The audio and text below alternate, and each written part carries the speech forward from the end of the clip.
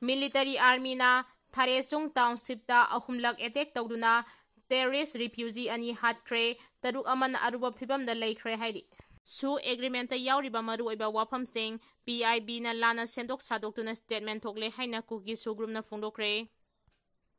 Haukiba tha sigi marida Ministry of Home Affairs MHA na maruiba tawdang lauduna government amasung Kuki Armed Group Kuki National Organization KNO United People's Front UPF nakal ahungi marakta tripartite talks chathaduna khudek pinakiba tripartite suspension of operations to agreement adugi matangda Press Information Bureau PIB na asuma wafang kaya sendok sadoktuna statement thokle haina KNO amadi UPF na condemn tawragli haina Power Corridor PC na report tawragli. Report asigi matung ina MIC amadi KNO UPF amadi Kuki Soo Council gi marakta wari sanaduna nakalahung gi marakta yanaduna khudek pinakiba agreement aduda yauriba maruoiba content amata PIB na statement thokliba warol aduda mamita de haina Kuki Soo group singna phongdoragli. Suspension of operation khudek pinaba aduda maruoiba signatory ama oiriba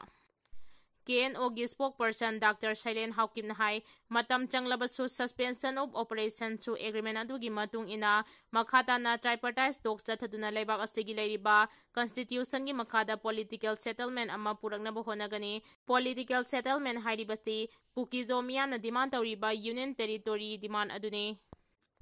Hiram asigi matangda tripartite talks chatharingai aiba sirol oina pisin kibasu lei haina phongdoragli. Dr. Silent Kipgen gi wafam asiga samanana Soo agreement asigi khudek pinabada yauriba United People Front ki spokesperson amasu oiriba Kuki National Front KNF ki secretary Aron Kipgena PIB na Soo agreement adugi matangda thadoragli statement adu aranbane Soo agreement adu da yauriba maruoiba content sing adu sendok sadoktuna statement thokpagi damak PIB bu pendaba phongdoragli. PM na laklingai IDP sing masagi mayumda changba yahan biramu Manipur da thokliba irang asina maram oiraga mahairoi sing ningthina lairik tamba phanglakidaba kuire hayeng na kari thokani khangdabana lairik ta puning changbang ngamnadre lamdamasigi mahairoi singi su Prime Minister Modi na khanbiyo haina Thawal awang laikai dagi Thawal College da BSc manga suba semester da mahai tamlebi Daina asemna phongdoragli. Naharol Thawdangi Paumina koina chatuna PM Modi gi khongchat asiga mari leinana miyangi mot laurubada wafam singasi mahairoi ama oina Daina na phongdorakibane mahangna makhata na hai irang asina lairik ningthina tamba phangriba sigi mathakta relief camp ta isilenau kaya ama awaba khangduna leiri relief camp ta leiba haibasi chaba thakpadagi hauraga maning thungbanate mahairoi singna su lairik da puning changba ngambanate lamdamasigi mahairoi singi khara khanbiduna ngasi fawa Manipur gi maramda wahai amata hairakhidraba Prime Minister Narendra Modi na Manipur laklingai relief camp ta leiriba IDP sing masa masagi mayumna changba yahanbiramu haina su phongdoragli. Matara Township Mandaleda Myanmar Military Army na rebel group sing da akanma attack tawduna takthokpada mafamdugi khunja sing Lanjennakhre hairi. PM Modi gi Manipur khongchat kamari leinana Imphal gi maru oiba lambi sing ahingda fawba port hole sing menba yauna kana semdili. Kumjali singaniga kulhumdoi gi me ahumdagi Manipur da thokliba irang asigi waroisin puraknaba amadi Manipur da mapandagi sanglaktuna Manipur da irang thokhaliba mitop sing khandoknaba awaba taraba Manipur gi miyambu yengsinbinaba Prime Minister Narendra Modi Manipur da laknaba miyamna lauduna lakpa adugi Laujamal mahai oina thasigi tarahumdoi da Prime Minister Narendra Modi Manipur da lakpa yai haina panari basiga mari leinana Manipur lengangna Imphal airport tagi hauraga Kangla phawagi amadi akoibada leiriba maru oiba lambi sing semjin sajimagi thabak ahing phawba kana chathari akoibada leiriba lambi sing konung mamang traffic point airport line singba lambi sing khongchat asiga mari leinana semjin sajinbagi thabak chathabaga loinana lambi gi mayaida leiriba Median singda thariba upambi gi masa marong kaktatuna taru tananba lambi oinaba kana thabak laukhali. Masigi mathakta Imphal gi akoibada leiriba footbridge sing masu mamen sangbegi thabak kana chathari. Masigi mathakta Imphal gi senglaba laifamlen oiriba Kangla da su Prime Minister gi khongchat asiga mari leinana miyoi lising tara mangagi semga sagaliba secretariat police headquarters amadi project kaya sangaragani hairi. Hiyang lam wabagai lam kai kaitel da leiba imoinu market mai chakre Ngarang numidang wairam pung 6:30 tarakpada Kaksing Police Station gi manungtana leiba Hianglam Wabagay Lamkhaida leiba Imoinu Market haina khangnaba mini shopping mall ama khangaudana haurakpa maina sakre pauche sina phangba paugi likun amana hai maina sakraba mini shopping mall adu Wabagay makha leikaidagi Kaksing Wairi Senapati Lekaida, Mayumpan bi Thongnaudam Ningol, Naurem Ongbi, Kanandebi, Sahi Kuntranipan, Mapuroiba Naurem Jiten Kauba Amana Mahaki Mapuroiba Madi,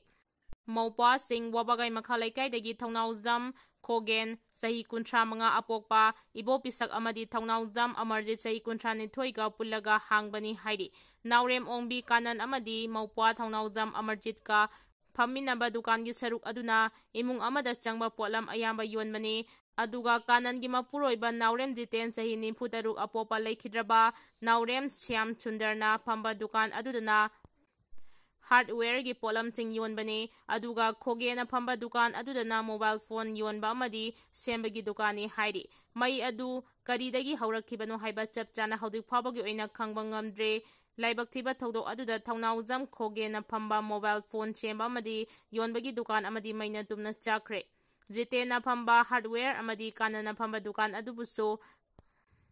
computer yauna dukan gi ayamba saruk chakre adumapu kaya yamna lanthum mangkrabagi haibdu dis chapchana khangba ngamdri mai chapagi paw adu hek phangbaga Kaksing fire service kangbu amadi lanai ising yonba water tanker sing loinana akoibada leiba miyam changduna mai adu muthatnaba kanna honaki tungdam mayang Imphal fighter service ki kangbu sulaktuna mai muthatpada mateng pangki Loinana Kaksing Police Station gi OC Phairoizam Priyobata Madi Hianglam Police ki Kangbu Kaksing District Police Commando gi Kangbu Sing Sulaktuna mai muthatpada mateng pangki Saurangna pung anirom kana hotnaraba matungda mai adu mapung phana muthatpa ngamki mayam changduna kana hotnabadagi thangnana leiba dukan amadi yumsingdi mai wai haudre hairi Narendra Modi na Manipurda pungja khara khagi satkani hairibo khongchut ase Manipur miyambu ikai khumnadabani Thasigi 18 India ki Prime Minister Narendra Modi pungja kharagi oina Manipurda laklaba yai haina phongdoknariba wafam asibu yaningdaba phongdokladuna Manipurda thokliba tha 19 henjilaklaba irang asigi saitheng khangniba Manipurgi miyamna karama matamda Prime Minister Narendra Modi na Manipurda laktuna Manipurgi irang hakthengna loisinanaba hotnagadagi haiduna Khaurangna ngairiba asibu Narendra Modi na Manipurda pungja khara khakis chatkani hairiba khongchut ase Manipur miyambu ikai khumnadabani haina Congress Party gi General Secretary in Charge Communication Joyram Ramesh na phongdokhre Wafam asi Joyram Ramesh na mahaki official microblogging site X da post tawduna thadorakibani mahangna thadorakiba warol aduda lagliba thasigi 19 da lebak achigi Prime Minister Narendra Modi Manipurda laglaba yai haina mahaki Share leader singna thorang tauri adubu mahaki khongchut achi supnatagi pung ahum khaki khongchut oigani haidi Prime Minister Narendra Modi gi hatu ba pungda kharakeki oiba khongchut achida kari asa tawningai leibagi haina su Joyram Ramesh na hanglagli